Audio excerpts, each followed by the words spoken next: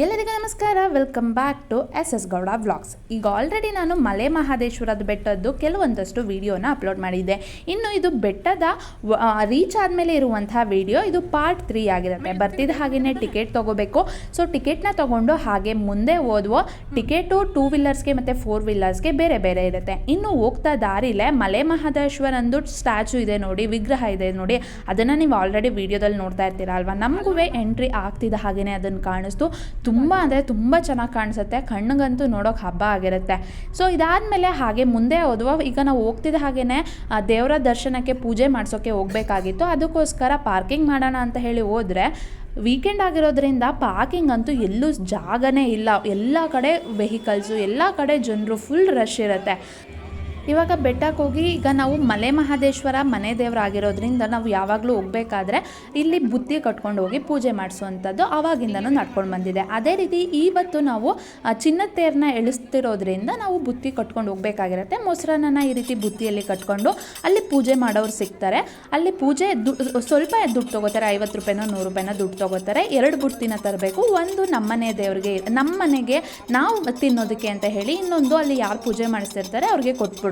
So ಇದು ಅವಾಗ್ಲಿಂದನೂ ಮಾಡ್ಕೊಂಡು ಬಂದಿರೋದು. ಅದೇ ರೀತಿ ನಾವು ಇಲ್ಲಿ ಪೂಜೆ ಮಾಡ್ತಾ ಇದ್ದೀವಿ.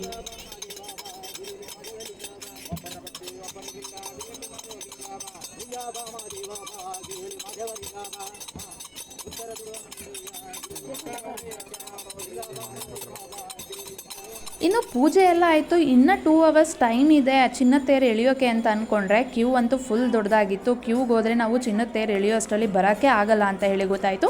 ಸರಿ, ಫಸ್ಟು ಚಿನ್ನದ ತೇರನ್ನ ಎಳಿಸಿ ಅದಾದಮೇಲೆ ದರ್ಶನಕ್ಕೆ ಹೋಗೋಣ ಅಂತ ಹೇಳಿ ಚಿನ್ನದ ತೇರು ಎಳಿಸೋಕೆ ಅಂತ ಹೇಳಿ ಟಿಕೆಟ್ ತೊಗೊಂಡು ನಿಂತ್ಕೊಂಡು 3001 ರೂಪಾಯಿ ಕೊಡಬೇಕು. ಇನ್ನು 6 ಗಂಟೆಗೆ ಚಿನ್ನದ ತೇರು ಯಾರ್ಯಾರೆಲ್ಲ ಟಿಕೆಟ್ ತೊಗೊಂಡಿರ್ತಾರೆ ಅವ್ರಿಗೆ ಕಳಸ ಎಲ್ಲ ಕೊಡೋಕ್ಕೆ ಸ್ಟಾರ್ಟ್ ಮಾಡ್ತಾರೆ. ಇನ್ನು ಅಷ್ಟೊತ್ತು ತನಕ ಇನ್ನೇನು ಮಾಡೋದು ಅಂತ ಹೇಳಿ ಇಲ್ಲೇ ದೇವಸ್ಥಾನದ ಆಚೆನೇ ನಿಂತ್ಕೊಂಡು ನೋಡ್ತಾ ಇದ್ದೋ. ಈಗ ಇಲ್ಲಿ ಒಂದು ಸಣ್ಣದಾಗಿರುವಂಥ ತೇರು ಹೋಗ್ತಿದೆ ಅಲ್ವಾ, ಅದನ್ನು ಹುಲಿ ವಾಹನ, ಬೆಳ್ಳಿ ತೇರು ಅಂತ ಹೇಳಿ 2-3 ತೇರು ಇರುತ್ತೆ. ಯಾರಿಗೆ ಬೇಕೋ ಅವರು ಟಿಕೆಟ್ನ ತೊಗೊಂಡು ಆ ತೇರನ್ನು ಎಳಿಬೋದಾಗಿರುತ್ತೆ. ಮನೆಯವರೇ ಎಳಿಬೋದು. ದೇವಸ್ಥಾನದ ಒಂದು ರೌಂಡ್ ಹೋಗಿ ಬರ್ಬೋದಾಗಿರುತ್ತೆ.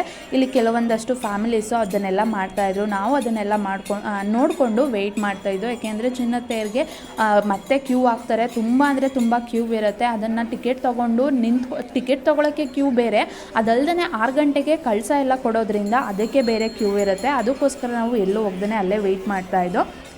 ಇದೆಲ್ಲ ನೀವು ನೋಡ್ಬೋದು, ದೇವಸ್ಥಾನದ ಆಚೆ ಇರುವಂಥ ವಿಡಿಯೋ ಆಗಿರುತ್ತೆ. ಎಲ್ಲಿ ನೋಡಿದ್ರೂ ಜನನೇ ಇರ್ತದೆ.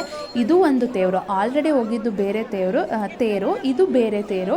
ಅಲ್ಲೇ ನಿಲ್ಲಿಸಿರ್ತಾರೆ ದೇವಸ್ಥಾನದ ಮುಂದೆನೇ, ಹೋಗ್ಬಿಟ್ಟು ದರ್ಶನ ತೊಗೊಳ್ಬೋದು. ಪೂಜೆನೂ ಸಹ ಮಾಡ್ತಾ ಇರ್ತಾರೆ. ಇನ್ನು ಅಷ್ಟರಲ್ಲಿ ಚಿನ್ನದ ತೇರದೆಲ್ಲ ವೀಡಿಯೋ ಮಾಡ್ಕೊಳಕ್ಕಾಗಲಿಲ್ಲ. ಏಕೆಂದರೆ ಆ ರಶಲ್ಲಿ ನಾವು ಕಳಸ ಇಟ್ಕೊಂಡು ವೀಡಿಯೋ ಮಾಡ್ಕೊಳಕ್ಕಂತೂ ಆಗಲ್ಲ ಅಂತ ಹೇಳಿ ಅದನ್ನು ನಾನು ವೀಡಿಯೋ ಮಾಡಿರಲಿಲ್ಲ. ತೇರು ಎಳ್ದೆಲ್ಲ ಆದಮೇಲೆ ನಾವು ಈ ಕಡೆ ಬಸಪ್ಪದು ಒಂದು ಗುಡಿ ಥರ ಇರುತ್ತೆ ಅಲ್ವಾ, ಒಂದು ಮೂರ್ತಿ, ಅಲ್ಲಿಗೆ ಪೂಜೆ ಮಾಡಿಸೋಕೆ ಅಂತ ಹೇಳಿ ಬಂದು ಅಲ್ಲೇ ಈ ವಿಡಿಯೋ ಎಲ್ಲನೂ ಕ್ಯಾಪ್ಚರ್ ಮಾಡಿಕೊಂಡೆ. ಇಲ್ಲೂ ಸಹ ಪೂಜೆನ ಮಾಡ್ತಾರೆ. ಯಾರಿಗೆ ಬೇಕೋ ಅವರು ಇಲ್ಲೂ ಸಹ ಪೂಜೆ ಮಾಡಿಸ್ಬೋದು. ದೇವಸ್ಥಾನಕ್ಕೆ ಒಳಗಡೆ ದರ್ಶನಕ್ಕೆ ಹೋಗೋಣ ಅಂತ ನಿಂತ್ಕೊಂಡ್ರೆ ಫುಲ್ ಕ್ಯೂ.